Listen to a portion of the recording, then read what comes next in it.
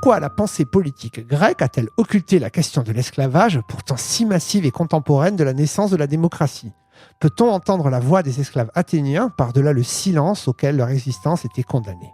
Telles sont les questions, entre autres, auxquelles tente de répondre l'écrivain et professeur d'histoire grecque Paulin Ismar dans son dernier ouvrage « Le miroir d'Œdipe, Penser l'esclavage », paru aux éditions du Seuil. Paulin Ismar était l'invité de la librairie Ombre Blanche le 11 octobre 2023 pour parler de cet ouvrage.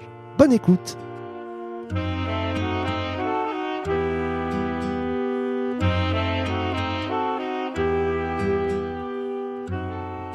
Bonjour à tous, merci d'être venus.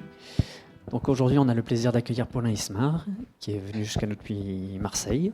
Il est professeur à l'université d'Aix-Marseille, qui est un spécialiste de l'histoire ancienne et plus particulièrement des questions d'esclavage, notamment de l'esclavage en Grèce antique.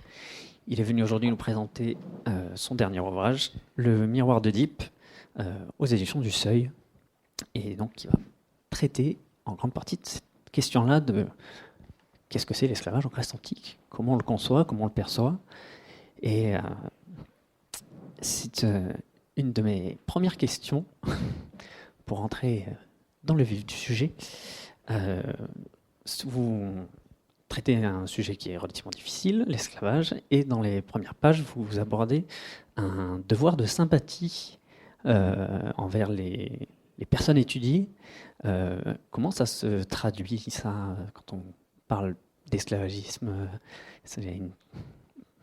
Non, là, le devoir de sympathie dont je parle, c'est l'idée que les historiens doivent a priori faire l'effort de comprendre en quels termes les acteurs du passé envisageaient leur propre situation, et là, en l'occurrence, la façon dont ils concevaient l'esclavage, ou en tout cas la raison pour laquelle l'esclavage, pour eux, n'était pas un problème. Et donc c'était une institution qui allait d'une façon tellement de soi qu'il n'y avait nul besoin de la justifier. D'où l'absence de discours, à part peut-être un seul texte, qui est le premier livre de la politique d'Aristote, mais quand même, globalement, l'absence de discours dans lesquels on pourrait lire de façon clairement exposée un plaidoyer justifiant l'institution esclavagiste. Et pourtant, l'institution esclavagiste était partout. Je veux dire par là qu'elle était admise et elle imprégnait l'ensemble de l'imaginaire social, mais pour autant, il n'y avait pas la nécessité de justifier son existence. Et du coup, c'est ça aussi qui m'interpelle. On a l'impression que tous les auteurs classiques antiques qui nous ont laissé des traces, ça coule de source, mais en même temps, il y a presque un certain malaise, en fait. Ils n'ont pas vraiment de justification très rationnelle, parfois. Presque qu'ils seraient dans un certain déni, ils n'en parlent pas beaucoup, juste c'est là, c'est posé comme ça. Comment on travaille quand il y a aussi peu de sources qui évoquent clairement ou qui justifieraient l'esclavage, vu que visiblement c'est un sujet qui est très peu abordé finalement? C'est-à-dire que je pense que le mouvement est double. Alors c'est difficile de parler quand même de façon aussi générale de la pensée grecque de l'esclavage ou des auteurs anciens. Donc, mais quand même de manière très très générale, je pense qu'il y a quand même la conscience très claire pour ces auteurs ou les intellectuels, disons, du monde grec, ou pour les Grecs en général, qui vivaient une situation sur le plan de l'esclavage et du recours à l'esclavage tout à fait exceptionnelle. C'est-à-dire que quand les historiens qui travaillent de manière générale ou de manière comparatiste sur l'esclavage disent que les sociétés grecques de la fin de l'époque archaïque, du début de l'époque classique, donc à partir en gros du VIe siècle avant notre ère, sont les premières sociétés esclavagistes de l'histoire, je pense que c'est quand même globalement juste, que les auteurs grecs en avaient parfaitement conscience. Ils avaient parfaitement conscience que ils étaient peut-être les premiers en Méditerranée orientale à avoir recouru aussi massivement à des esclaves réduits à l'état de marchandises.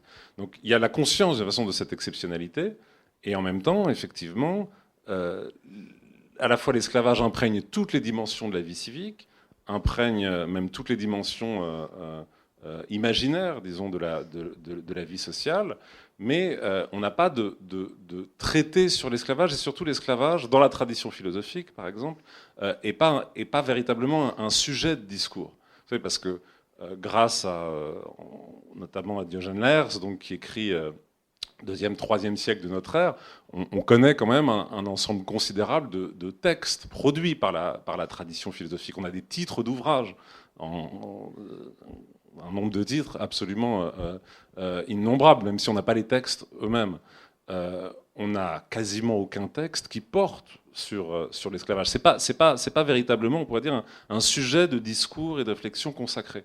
Donc moi, ce qui m'intéressait de ce point de vue-là, c'est justement de chercher à restituer la pensée grecque de l'esclavage ou l'imaginaire grec de l'esclavage en l'étudiant à travers un ensemble de textes qui sont quand même souvent assez peu étudiés par les historiens de l'esclavage, alors que je pense que l'esclavage est absolument structurant et déterminant dans ces textes-là. Parce que généralement, si vous voulez, on tourne toujours autour d'un même texte, qui est le premier livre de la politique d'Aristote, dans lequel Aristote théorise l'esclavage par nature. Et à tort, on fait comme si cette théorie aristotélicienne traduisait la pensée grecque de l'esclavage, alors qu'en fait, Aristote, on peut le montrer, répond à des auteurs qui le précèdent, et ce qui construit est très singulier, monstrueux d'une certaine façon, mais très sophistiqué et vraiment très, très, très, très, très particulier. Mais moi, ce qui m'intéressait là, c'est justement d'aller voir beaucoup d'autres textes qui en fait ne cessent de parler d'esclavage, mais qui sont souvent peu travaillés par les historiens de l'esclavage. Donc c'est par exemple le Diproie de Sophocle, par exemple la digression du Théétète de Platon, certains textes hérodotéens, bon voilà. Et,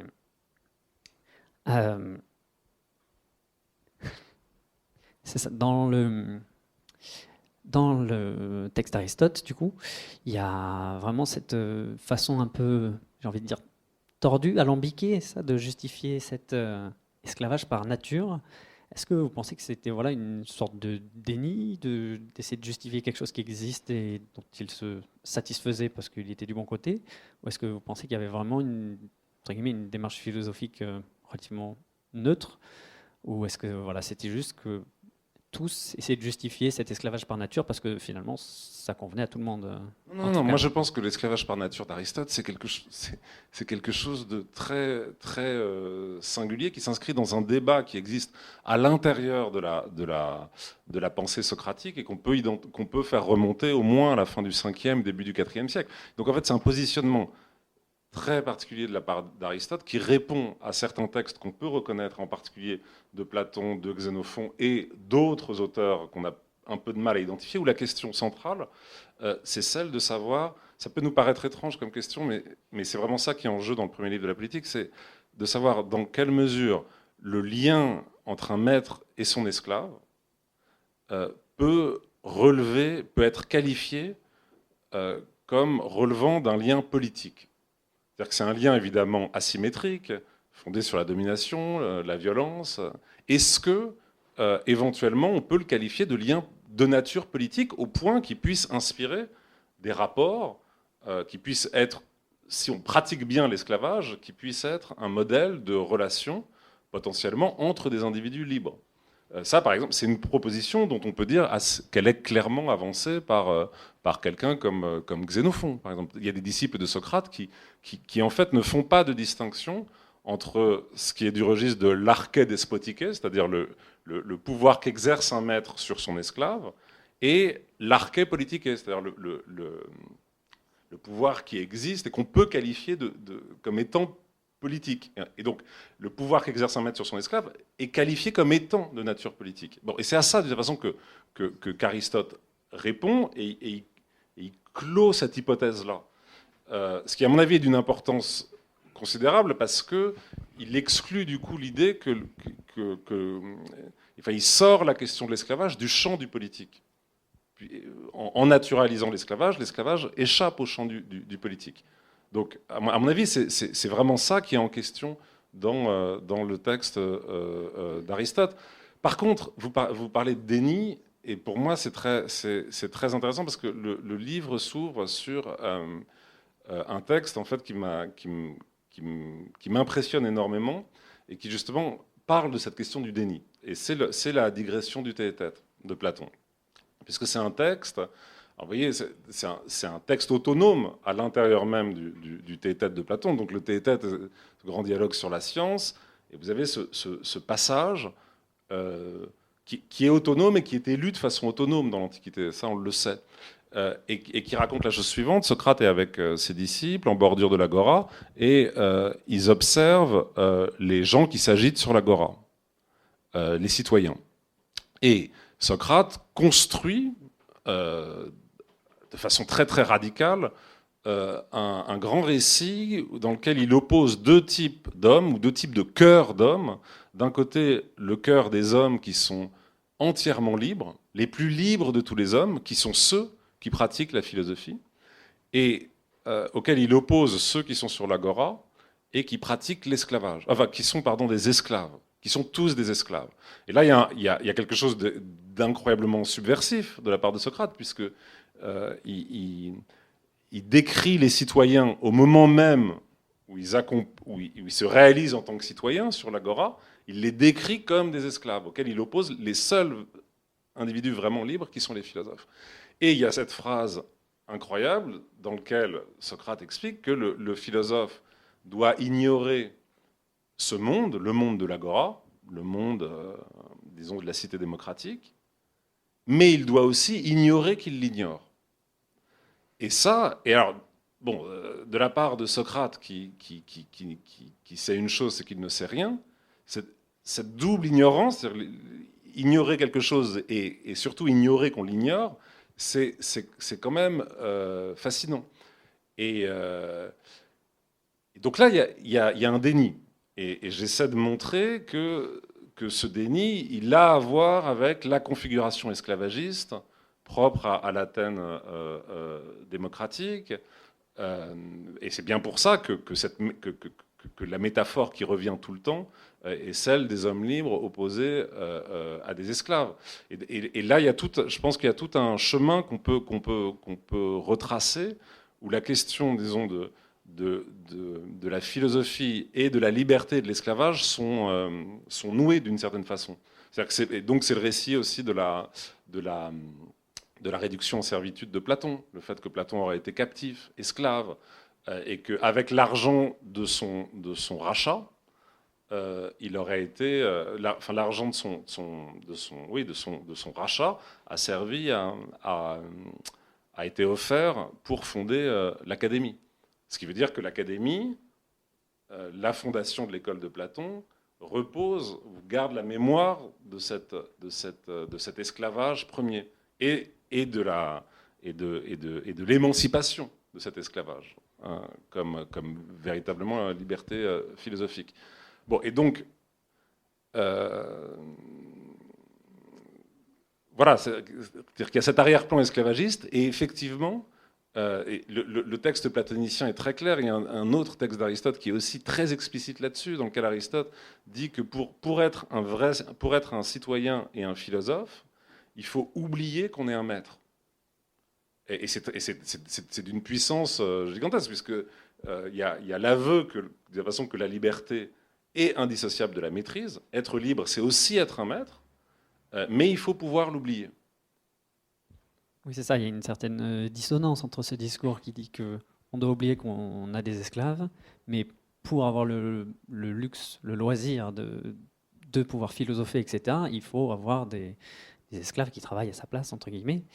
Mais c'est pas que ça. C'est-à-dire que c'est pas l'idée qu'ils travaillent à votre place et que donc ils vous laissent du temps. Ils vous laissent le temps du loisir.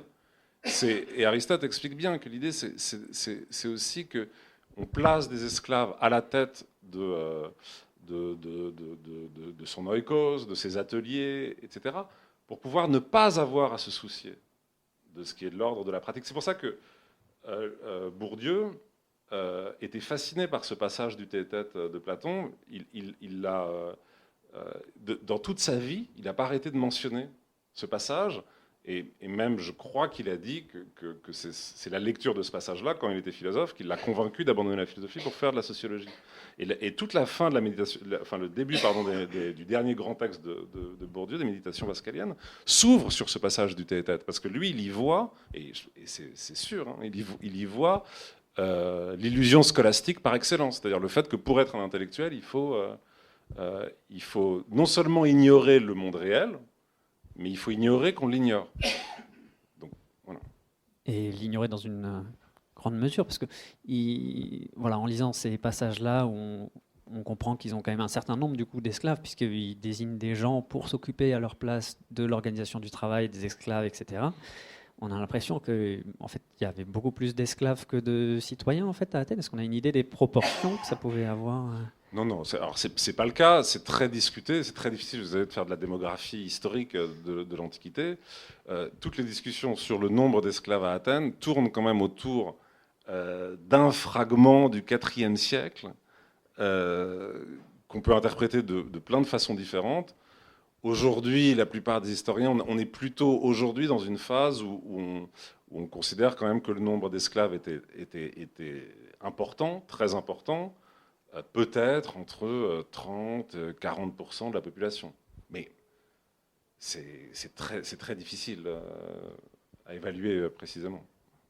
En tout cas, dans les traces qu'on a, on sait, a priori, dans les sources, qu'il y a quand même une peur qui s'est dégagée à un moment donné de ne plus pouvoir distinguer les esclaves et les citoyens. À Athènes, ça a quand même relativement révélateur du fait que, effectivement, les citoyens et les esclaves, ils se baladaient en ville. Est-ce qu'ils étaient vraiment discernables, ou est-ce que vraiment il y avait une condition des esclaves particulière à Athènes qui faisait que justement, est-ce qu'ils étaient vraiment si indiscernables que ça, les esclaves des citoyens Sur le plan du droit, la condition d'esclave, elle est très très claire. Et il y a des instruments juridiques qui permettent assez clairement, enfin, en tout cas, on veille à ce que quand même on puisse discerner très clairement et dissocier les esclaves. Alors après, dans l'espace social, dans certains contextes de travail, qu'il y ait des effets d'indistinction, c'est possible, effectivement. Et il y a certains textes qui le mentionnent. Oui.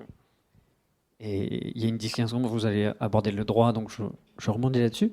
Il y a vraiment une distinction aussi entre moi je trouvais du coup une espèce d'effet de miroir, du coup, entre les esclaves payent avec leur corps, puisqu'ils n'ont pas de biens matériels, et les citoyens payent avec de l'argent, puisque leur corps est intouchable en quelque sorte, et c'est vraiment un principe de droit extrêmement carré. Et je vous avais pris un exemple, il me semble, où pour le même méfait, un citoyen paierait 50 drachmes, donc de la monnaie, alors qu'un esclave, comme n'a pas de monnaie et qu'il n'est pas propriétaire de quoi que ce soit, il reçoit 50 coups de fouet. C'est une règle aussi clairement établie, cette distinction de autant de monnaie équivaut à...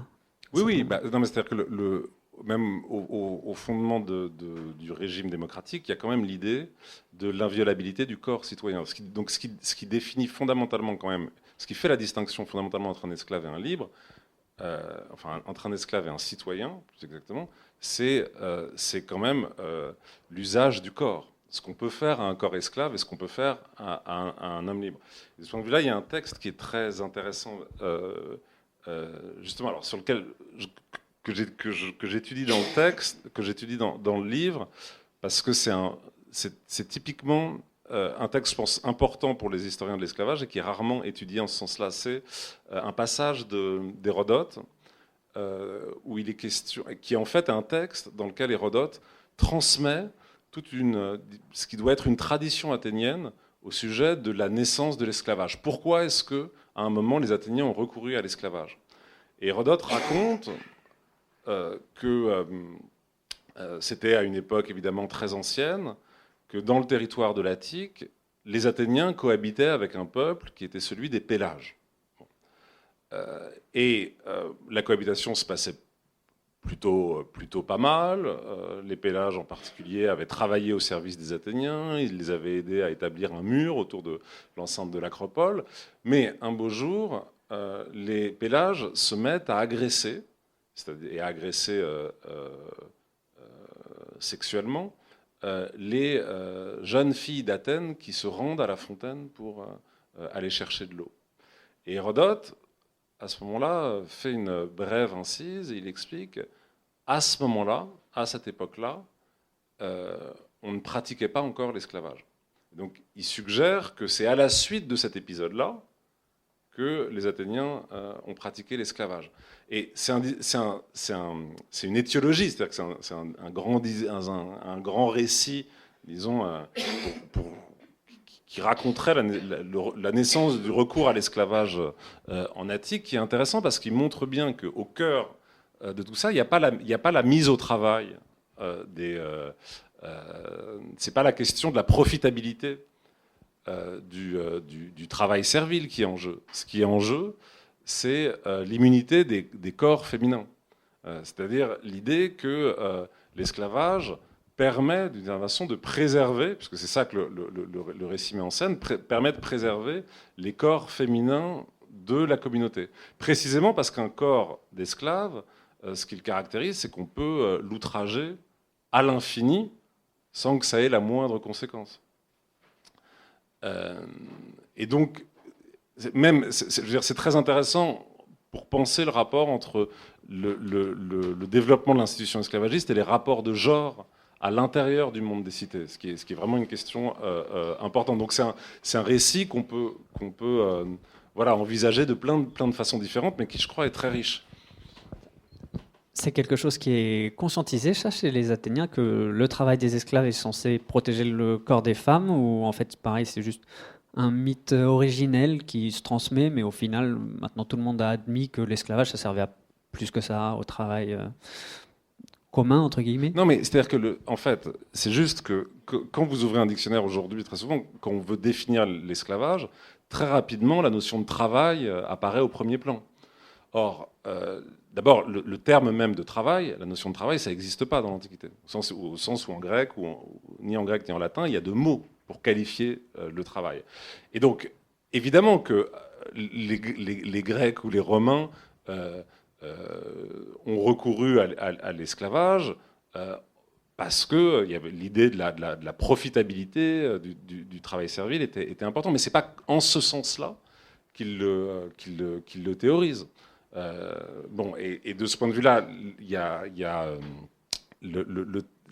un autre texte d'Aristote qui est très très riche, dans lequel Aristote explique bien qu'il y a presque un lien d'indissociabilité entre le maître et son esclave, où l'esclave étant presque dans le prolongement de la personne, du maître.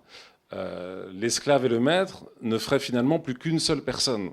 Ce qui en même temps est vertigineux si on suit le texte d'Aristote, et on voit bien les problèmes, l'angoisse même que cette représentation implique.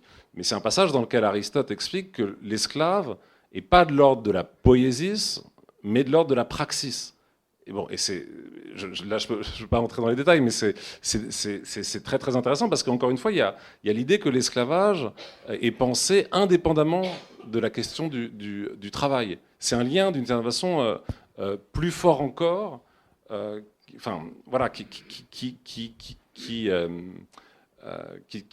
est indépendant de la question du travail, même si ça peut se traduire évidemment par des actes de travail.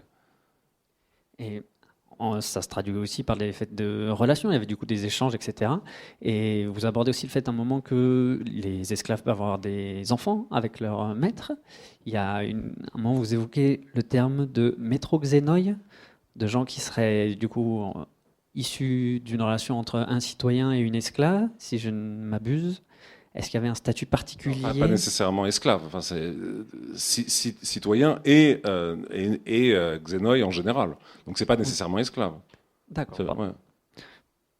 Ouais. Mais c'est pas non, ça j'en parle parce que c'est vraiment par rapport au livre, c'est que typiquement c'est ce qui a donné le titre au livre, c'est que l'Oedipe roi, par exemple, pour moi, est un texte vraiment important et intéressant pour réfléchir sur l'esclavage. Et ce qui m'intéresse, si vous voulez, en l'occurrence, c'est justement une double chose. C'est-à-dire qu'on peut montrer que dans l'Oedipe roi de Sophocle, l'esclavage est omniprésent. Au moins sous deux dimensions. C'est-à-dire que d'une part, il y a ce personnage central qu'est le berger de Laios, qui est un esclave, et qui quand même, dans le récit de l'ensemble de la tragédie, a une place éminente, puisque c'est lui qui détient la vérité sur l'énigme de la naissance d'Œdipe. Donc tout le récit de la tragédie, même d'un point de vue très structurel, hein, si on suit l'ensemble de la tragédie, c'est quand même la parole au départ, la vérité détenue par les dieux et que Tirésias annonce, et qui, parmi les humains, trouve de façon sa résolution à la fin de la pièce par l'intermédiaire de ce berger, qui est un esclave. Et il y a tout un jeu dans la pièce de reconnaissance entre Œdipe et ce berger. Et en même temps, il y a tout au long de la pièce, à 3 reprises très explicitement, l'angoisse de la part d'Œdipe, qui ne connaît pas son origine, d'être un esclave. Alors une angoisse en fait, à un moment, ce serait plutôt au contraire une libération pour lui. Mais donc la pièce réfléchit, mais comme au même moment l'Ajax de Sophocle le fait aussi, réfléchit quand même à ce que fait l'esclavage à l'ordre des lignées, à l'ordre de la filiation dans la cité. Et on peut lire cette pièce vraiment comme aussi une réflexion très puissante sur l'esclavage. Mais ce qui m'intéresse aussi, si vous voulez, de faire, c'est que, évidemment, même des philologues aujourd'hui qui travaillent de façon très précise, très pointue sur l'Œdipe roi, lisent la tragédie en ayant, qu'ils le veuillent ou non, le canevas freudien en tête. Bon. Et donc, ce qui m'intéresse, c'est aussi d'essayer de comprendre pourquoi, à la fois chez Freud, évidemment, mais même dans la polémique qui a existé, ou dans le débat, c'est pas une polémique, mais dans le débat qui a existé entre la psychanalyse et les hellénistes au sujet d'Œdipe, et donc il y a évidemment des très grands textes de Vernon, mais même en réalité avant Vernon et à la suite de Vernon, où les hellénistes ont évidemment à raison contesté la lecture que Freud faisait de la tragédie. Ils ont bien montré que, par exemple, chez Freud, le fait que Oedipe soit au moins, enfin, c'est aussi important en fait que Oedipe soit un régicide qu'il soit un parricide. Or, c'est une dimension de la pièce, c'est une dimension proprement politique que Freud ignore complètement. Bon, donc il y a ce débat qui est très riche, disons, entre psychanalystes et hellénistes. Mais dans les deux cas, il y a quand même, je trouve, une cécité sur la question de l'esclavage dans la pièce. C'est-à-dire que c'est une dimension qui me semble un peu négligée dans la façon dont on lit Oedipe roi. Et est-ce que, du coup, aujourd'hui, on peut dire qu'il y a un apport de la psychanalyse, du coup, pour comprendre ces questions de l'esclavage? Est-ce qu'aujourd'hui, ça évolue? Puisque, du coup, les hellénistes ont quand même plutôt eu tendance à pas être d'accord avec la théorie freudienne dans l'ensemble. Est-ce qu'aujourd'hui, c'est quelque chose qui évolue? Il y a des nouveaux discours en psychanalyse qui s'adaptent ou... Aujourd'hui, il y a quand même toute une discussion sur le rapport entre psychanalyse et histoire, à travers vraiment pas mal de travaux, mais qui ont été un peu mis en avant, en particulier il y a 1 an ou 2 ans, par le livre d'Hervé Mazurel, L'inconscient ou l'oubli de l'histoire, qui est vraiment très, très, très intéressant. Alors, du point de vue des hellénistes, c'est un débat qui est vraiment riche. Et nous, forcément, une figure qui est très importante pour nous pour réfléchir à ces questions-là, c'est celle de Nicole Laureau. Parce que Nicole Laureau avait défendu un recours assez particulier à la psychanalyse. L'idée était elle le dit assez clairement, c'est pas de vouloir restituer ce que serait un inconscient collectif ou même un inconscient individuel, l'inconscient des acteurs du monde grec, c'est pas ça. L'idée c'est de se saisir de certains concepts psychanalytiques et de voir comment ils peuvent être éventuellement utiles pour l'historien. Et ça relève un peu... Alors, moi, au début du livre, j'essaie d'expliquer que ce que j'essaie de faire dans le livre, en reprenant une expression de Laureau, c'est... elle reprochait... Bon, je suis désolé de faire des détours comme ça, mais elle reprochait à une partie des anthropologues français des années 1980-1990, mais Jean-Pierre Vernant, certains élèves de Jean-Pierre Vernant, de faire ce qu'elle appelait une anthropologie de l'explicite. Et elle voulait dire par là que ce qu'il faisait, c'était de restituer la façon dont les Grecs se pensaient eux-mêmes et pensaient leur monde. Et moi, j'utilise cette expression en fait en suggérant qu'on peut faire au sujet de l'esclavage justement ce qui serait une anthropologie de l'implicite. C'est-à-dire de réfléchir à la fois à la façon dont les Grecs pensent l'esclavage, mais en essayant quand même aussi de voir la façon dont ils en parlent sans en parler, dont il y a des formes de démenti à l'heure, etc. Et c'est vrai que je pense que dans certains contextes, mais il faut être très prudent, évidemment, il y a certains concepts psychanalytiques qui peuvent être précieux. Et c'est aussi lié au fait, si vous voulez, que tout le dispositif psychanalytique, il est quand même fondé sur l'idée d'identifier ou de circonscrire une instance, l'inconscient, de reconnaître que cette instance peut parler, ou elle peut être parlée, elle peut s'exprimer, tout en étant fondamentalement refoulée ou niée. C'est-à-dire que c'est quand même une position d'absence, mais depuis laquelle quelque chose peut s'exprimer.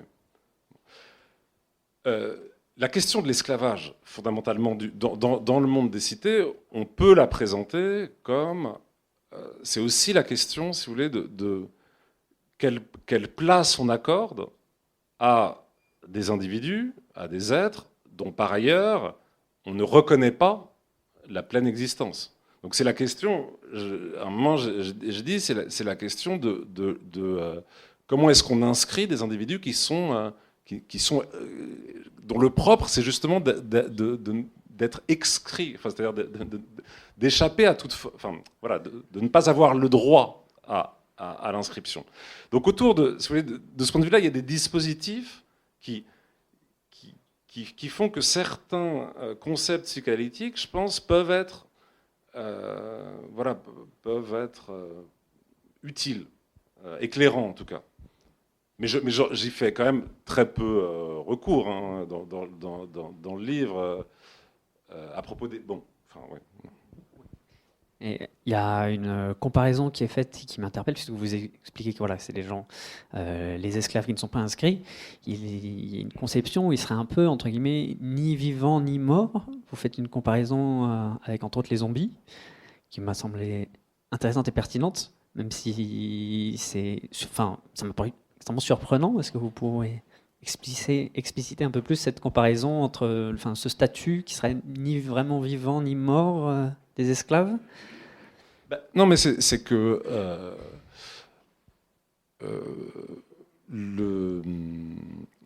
tu sais, ça part d'un concept qui est vraiment très important pour tous les historiens de l'esclavage, qui est celui de mort sociale, qui a été un peu formalisé par un très grand historien, sociologue jamaïcain, Orlando Patterson, qui a voulu définir l'esclavage fondamentalement par ce concept de mort sociale.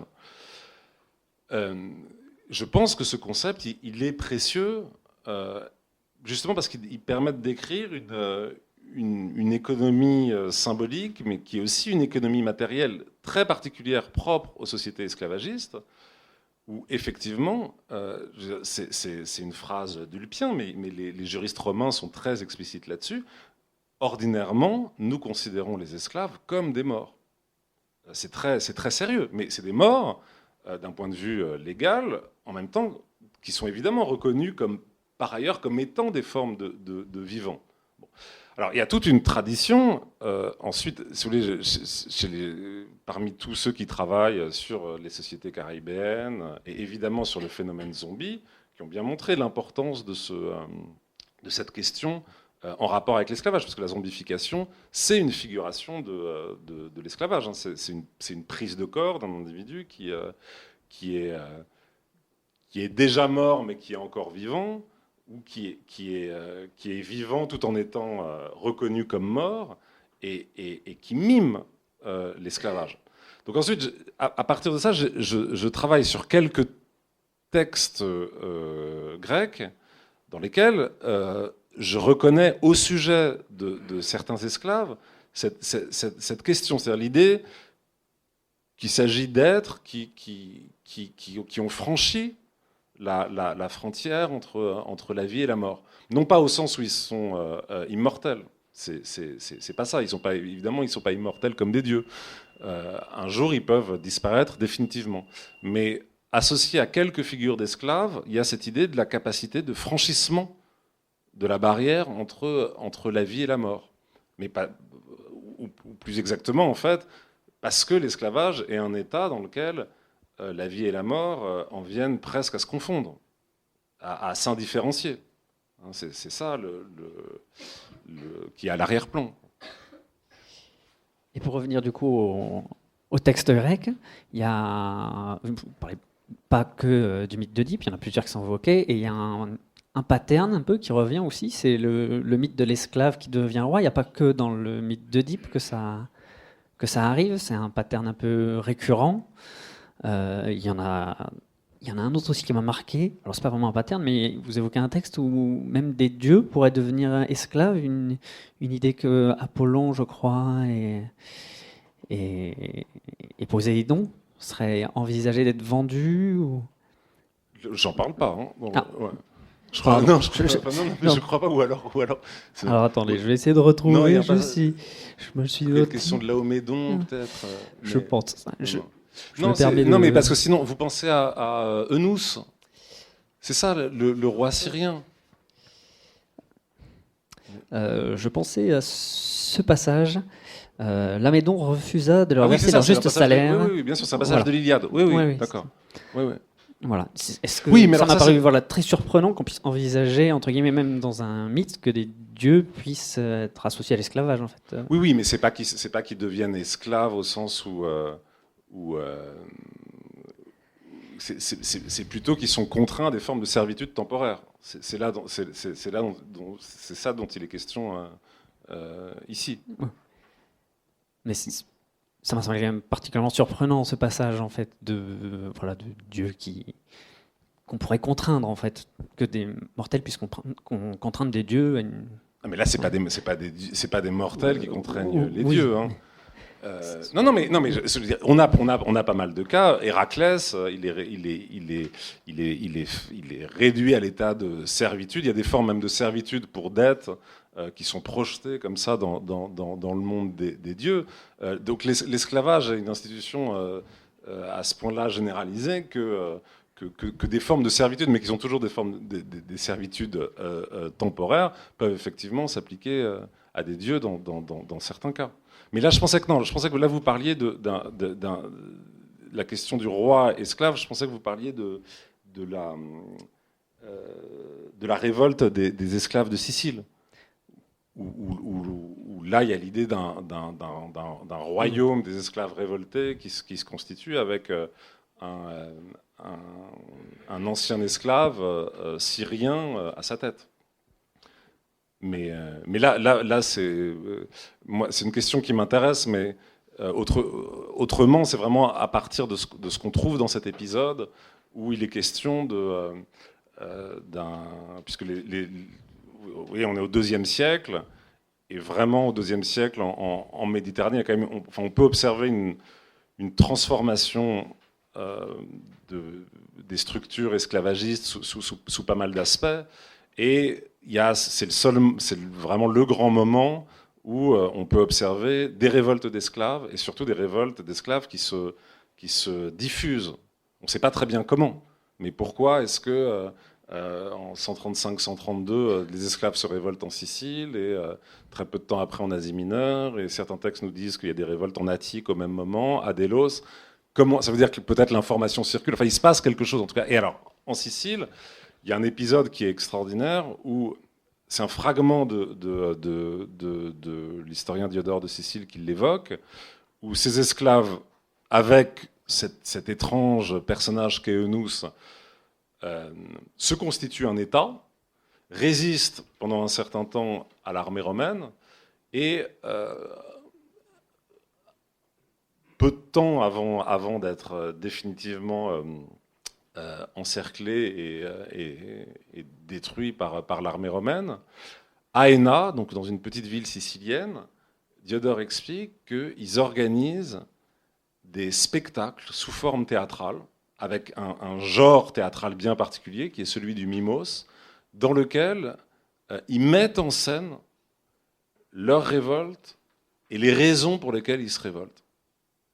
Et ça, alors, il me semble, il y a des gens dans la salle qui connaissent mieux le théâtre antique que moi, mais il me semble que c'est tout à fait unique, en fait, à la fois. Alors, c'est unique dans l'histoire des révoltes d'esclaves, mais ça l'est aussi dans l'histoire du théâtre grec. Et là, il y a quelque chose autour du lien entre représentation théâtrale et émancipation que j'essaie de réfléchir, mais avec ce qui est en jeu, c'est ce qu'est dans ce cas de figure, ce genre théâtral bien singulier qu'est le mimos, le mime. Alors, je vois que l'heure tourne et je vais vous demander s'il y a des questions dans le public. Est-ce qu'il y en a qui souhaiteraient prendre la parole ?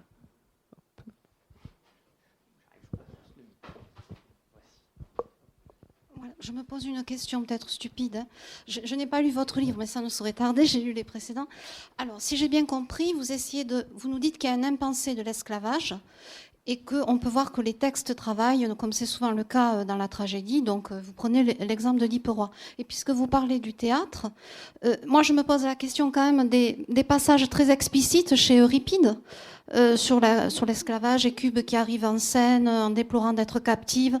Je pense aussi au chant 6 de l'Iliade où Hector a peur, imagine Andromaque tomber en captivité, devenu esclave. Qu'est-ce que vous faites de ces textes qui sont somme toute assez clairs d'une certaine façon ? Alors peut-être ce ne sont pas des dénonciations de l'esclavage en tant que tel, mais il y a quand même des accents intéressants. Qu'est-ce que vous en faites dans votre... C'est-à-dire toute la question des Troyennes, ouais. Etc.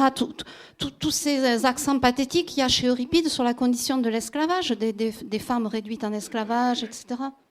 Mais que vous voyez comme une dénonciation. Ah non, non, mais je vous pose la question. Qu'est-ce que vous en faites, vous ? Comment vous le voyez ? Non, moi justement, je ne vois pas de... Je vous demande ce que vous en pensez. Non, mais mais alors, non, mais moi, si vous voulez, je dis pas du tout que les textes anciens ne parlent jamais d'esclavage ou qu'ils abordent pas la question. Moi, en fait, c'est vrai que je pars quand même. Mon point de départ est quand même beaucoup la tradition philosophique. C'est quand même voilà. Alors, je suis tout à fait d'accord dans l'idée que qu'il y aurait énormément de choses à faire sur la tragédie et le statut des esclaves dans la tragédie. Mais moi, il me semble que une des façons de les prendre, c'est évidemment, comme toujours, de les rapporter au contexte de représentation qui est celui... c'est-à-dire que quel sens ça a, cette espèce de saisie tragique de l'humanité où tous, le cœur, les spectateurs qui, avec les processus d'identification qui sont en jeu, peuvent se reconnaître d'une manière ou d'une autre dans des esclaves. Ça, je pense qu'il y a quelque chose effectivement de très singulier, quoi. Et qui distingue complètement ce qu'est l'esclavage antique de nous, notre conception de l'esclavage. L'esclavage est quand même un risque et une menace pour absolument tout le monde. Bon, mais là, en fait, je dis des choses très générales sur comme ça quelques figures un peu classiques, disons, d'esclaves dans la tragédie. Ouais, je suis désolé, c'est pas très... Bon, j'aurais presque au moins deux questions. La première, c'est justement ça. Comment dire, c'est l'esclavage, à partir du moment où des gens sont libres. Ils sont libres par nature, ils étaient nés libres, et on en fait des esclaves. Ça paraît qu'être carrément dans le non justificatif. C'est difficile de dire que c'est par nature, parce qu'ils ont été victimes de la guerre ou du brigandage. C'est comme les Troyennes, ou bien simplement les gens qui circulent sur mer, et hop. Et d'ailleurs, il y a là aussi l'autre justification d'Aristote. Si les navettes tissaient toutes seules, le jour où on serait dans l'automatisme, il n'y aura plus besoin d'esclaves, et autrement, il n'y a pas de... Mais ma véritable question, c'est plutôt, moi, sur Oedipe qui m'intrigue le plus, parce que Oedipe, bon, il a bien un nom d'esclave. Il s'appelle ou bien le deux pieds, Oedipus, ou bien le pied enflé. C'est un nom d'esclave, ça, il n'y a rien à faire. Il n'a pas de nom, il n'a pas de patronyme, il n'est pas un tel fils d'un tel. Et finalement, il aura une double légitimité, puisqu'il finit par se retrouver aussi fils de roi. Enfin, mais alors, comment dire, le problème que je me posais, moi, c'est de savoir si finalement... ce qui est visé à travers... Parce qu'un personnage qui n'a pas d'origine et qui réussit par ses propres talents et par sa raison, c'est aussi un tyran. Et je finis par me demander s'il n'y a pas aussi, au-delà du freudisme, cette idée que c'est carrément Périclès qui est visé, parce que lui aussi il prétend réussir par sa raison, c'est-à-dire qu'il y aura un message politique caché même derrière cette espèce de faux freudisme. Et Périclès, bien sûr, lui aussi est Aristote, il est citoyen, etc. Mais ce qui lui est reproché, c'est d'agir uniquement selon la raison et pas toujours pour des raisons religieuses. Et donc, est-ce que le personnage d'Oedipe, qui se vante d'être fils du hasard, il le dit carrément vers 1060 et autres, je suis fils du hasard et de la fortune et j'en suis très content. Il se vante probablement pas d'être esclave, mais plutôt d'avoir réussi par sa raison. Et d'ailleurs, le deux pieds, la réponse, j'allais dire à la limite, à la sphinge, elle est dans son nom déjà, le deux pieds. Donc, est-ce qu'il ne se vante pas finalement de se fier qu'à sa raison, à être une espèce de... Oui, il se vante de maîtriser la techné de la techné. Il le dit très explicitement. Alors, après, est-ce que là, c'est pas Périclès, dans ce cas-là, qui est derrière? C'est une pièce jouée quand même après 429, mais pas longtemps après, entre 427 et 425. Il y a aussi... Non, mais c'est possible. Bon, ça reste difficile. Mais en tout cas, je ne pense pas que ce soit sous l'angle de l'absence de paternité ou de l'impossible identification de la naissance que le rapprochement avec Périclès peut se faire. Ça me paraît quand même... Périclès, c'est la raison difficile. complète. Il rejette quand même tout ce qui est religieux, etc. Et donc, là aussi, c'est curieux. Après, on sait très bien que contre Périclès, les accusations faisant de lui un tyran, un potentiel tyran, etc., étaient extrêmement nombreuses. Oui. Donc, voilà, Oedipe en tant que tyran, il y a peut-être un sous-texte qui vise effectivement Périclès. Et du côté de l'automatisme, enfin, j'allais dire des robots, du côté d'Aristote, si les navettes tissaient toutes seules, il n'y aurait pas besoin d'esclaves. Oui. Comment, là aussi, ça se met où là-dedans, dans cette... C'est dans ce long passage qui est quand même très, très, très compliqué, où Aristote fait deux choses. D'abord, c'est le moment où il définit le concept d'esclave. Et il y a une contradiction qui travaille le texte d'Aristote qui est vraiment impressionnante, où d'un côté, il définit ce qu'est un esclave par la propriété, et de l'autre, mais en même temps, il explique que l'esclave est une partie du maître. Donc, appartient pleinement, est une extension du maître. Et ces deux choses qui, de toute façon, sont assez contradictoires, parce que puisque réellement, enfin, si on veut aller très, très rapidement, il y a presque une définition de l'esclave comme prothèse, c'est-à-dire que c'est une extension du maître, et en même temps, comme c'est une propriété, il peut s'en séparer. Et ensuite, Aristote en vient à poser la question de la poiesis ou de la praxis. Et c'est là qu'il explique que l'esclave est du côté de la praxis et pas de la poiesis. Moi, c'est cette question-là, et les navettes interviennent à ce moment-là, parce que l'esclave peut être comparé en tant que relevant de la sphère de la praxis et pas de la poiesis, à la fois à des instruments qui permettent de produire, comme les navettes, et en même temps, de la même façon, explique Aristote, comme des lits. Ils sont comme, c'est-à-dire n'importe quel type d'objet qui ne servent pas spécifiquement à la production. Et comment on peut faire entrer là-dedans l'esclavage par la guerre ou la piraterie, de gens qui étaient parfaitement libres et qui avaient eux aussi des esclaves éventuellement? Mais enfin, le texte d'Aristote se situe à un niveau où ce genre de questions en fait, ne se pose pas vraiment. C'est pour ça qu'il est très abstrait et difficile de l'intégrer, disons, à tout ce qu'on sait par ailleurs empiriquement sur le fonctionnement de l'esclavage. Bonjour. Du coup, moi, je voulais savoir concernant ce que vous disiez, la révolte des esclaves en Sicile. Honnêtement, peut-être que ma question est assez simpliste parce que je ne connais pas vraiment ce passage de l'histoire. Mais j'étais curieux de savoir, est-ce que les esclaves, quand ils se sont rebellés, est-ce qu'à l'instar de plus tard, comme Marivaux l'avait développé dans L'île aux esclaves des Lumières, il y avait une potentielle volonté d'inverser le rapport esclave-maître, ou une idée de vengeance en quelque sorte? Ou est-ce que c'était plus de l'émancipation et le développement, entre guillemets, d'une certaine solidarité entre esclaves pour créer un îlot où ils pourraient être... Alors, il y a plusieurs façons de l'imaginer ou de le concevoir. On pourrait dire d'abord, évidemment, et c'est quand même ce que généralement les historiens pensent, que dans la mesure précisément où l'abolition de l'esclavage n'est jamais un horizon de la pensée ancienne, toute révolte d'esclaves visait en définitive à évidemment libérer les hommes, fonder un État, mais dans lequel l'esclavage pourrait tout à fait exister. Donc que les anciens esclaves deviennent eux-mêmes maîtres d'esclaves, ça posait en soi aucun problème. C'est vrai, enfin, je veux dire, c'est ce qu'on peut observer. Spartacus n'était pas abolitionniste, il voulait pas abolir l'esclavage. En même temps, on sait ce qui se passe dans une révolte d'esclaves, en général, c'est-à-dire les raisons pour lesquelles des esclaves se révoltent, la façon eux-mêmes dont, au cours même de cette révolte, ils peuvent en venir à imaginer d'autres formes d'organisation politique.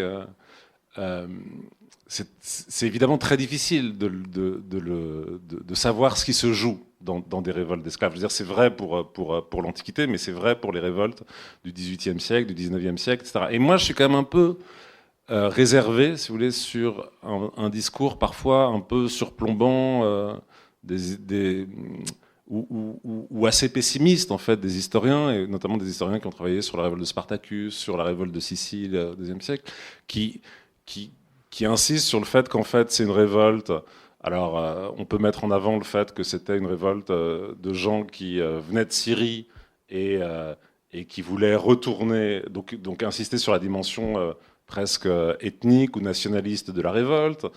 D'autres historiens insistent sur le fait qu'il y a un ancrage proprement sicilien de la révolte, donc c'est aussi une révolte des Siciliens contre l'impérialisme romain, etc. C'est-à-dire, à chaque fois, les historiens ont tendance à comment dire, soupçonner ou à dévaluer ce qui est à l'œuvre dans cet épisode, où quand même ça dure environ 7 années, hein, durant laquelle, entre le début et la fin de la révolte. Et évidemment, on ne sait pas très bien ce qui s'y passe. On ne sait pas très bien ce que ces esclaves visaient in fine, mais on ne le sait jamais au cours d'une révolte d'esclaves. Enfin, et il y a... On peut penser aussi qu'il y a des possibles politiques, disons, qui étaient à l'œuvre. Et c'est pour ça que cet épisode de Mimos, de mime dans le théâtre d'Hénin, il est quand même frappant. Là, il y a quand même une forme, en tout cas, une forme théâtrale peut-être neuve, peut-être inédite, qui s'est inventée. Oui, bonsoir Paulin. Bonsoir. Moi, je vais peut-être me rattacher à la toute première question, parce que l'impression que j'ai, c'est qu'évidemment, en cherchant dans les textes philosophiques, tu empruntes une voie qui est celle, on va dire, des statuts. Je dis avec un terme un peu approximatif. Mais en revanche, effectivement, si on cherche une réflexion sur l'esclavage, est-ce qu'on ne peut pas chercher du côté de ce qui serait le destin, une thématique plus dynamique peut-être que celle des statuts, parce qu'au fond, on l'a dit, hein, être esclave, c'est parfois une situation très transitoire, qui engage la notion de destin, de tuquet, des choses comme ça. Et donc, effectivement, l'histoire du Mimos est bien intéressante de ce point de vue-là. Est-ce que c'est pas du côté de la tragédie, et voire de la comédie, voire Plaute, du côté romain, où on va trouver effectivement les Troyennes et une réflexion sur c'est quoi le destin de ces gens dont la vie tout d'un coup bascule, que ce soit Édipe ou Hécube ou tant d'autres. Et effectivement, si on repense à certaines figures dans l'Iliade ou dans l'Odyssée, ces personnes ont un destin singulier. Tu parlais de la relation au corps. Quand tu penses le rôle de la nourrice d'Ulysse, tu vois qu'il y a aussi une relation au corps là, où elle a une espèce de connaissance du destin, comme le berger pour Édipe. Donc, est-ce qu'effectivement, en détournant le regard d'Aristote et Platon vers les tragiques et pourquoi pas les comiques, tu n'aurais pas effectivement une sorte de pensée en acte sur l'esclavage? Oui, non, mais tu as raison. Enfin, ce serait effectivement très, très différent. Très, très différent.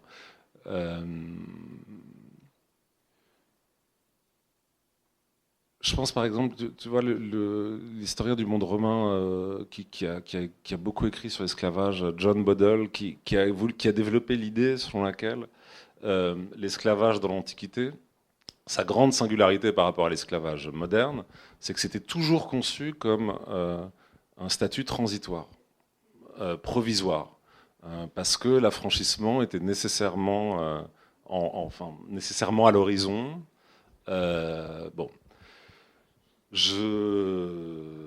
C'est vrai que comment dire, c'est pas par ce biais-là que j'y entre, mais tu as tout à fait raison. Enfin, on pourrait tout à fait y penser en ces termes-là.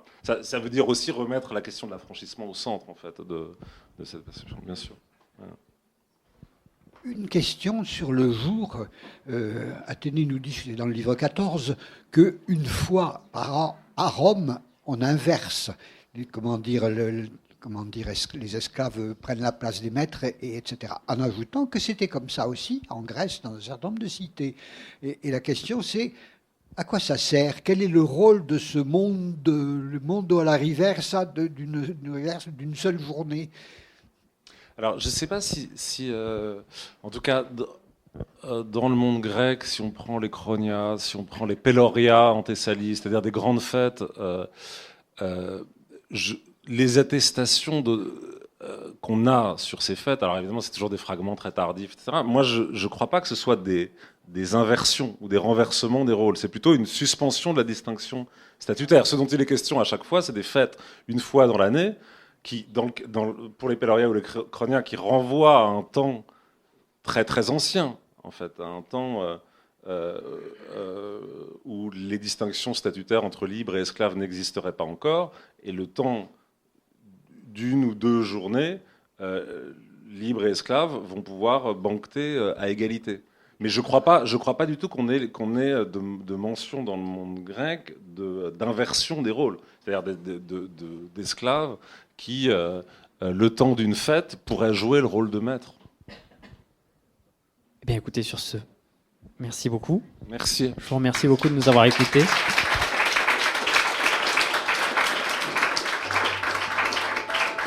Évidemment, on remercie Paulin Ismard de s'être prêté au jeu. Le Miroir d'Œdipe, Penser l'esclavage, de Paulin Ismard, est paru aux éditions du Seuil.